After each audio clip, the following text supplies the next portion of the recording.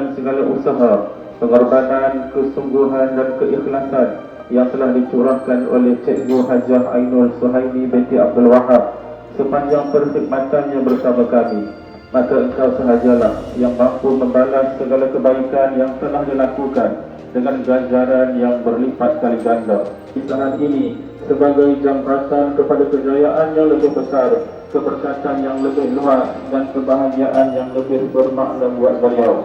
Yang mana memerlukan sentuhan seorang guru yang berpengalaman, matang dalam bertindak dan boleh berkongsi banyak idea serta pengalaman terdahulu di sekolah baru nanti. Saya berada di sini sehingga hari ini, 13 tahun, 8 bulan dan 25 hari. Saya bercadang nak pencen di sini tapi tak kesampaian. Allah lebih mengetahui. Mungkin tempat lainlah tempat saya berpencen. Dapat belajar bersungguh-sungguh, jadi anak murid yang baik, beradab, beradab, dan pastikan awak berjaya, sehinggalah awak dewasa nanti.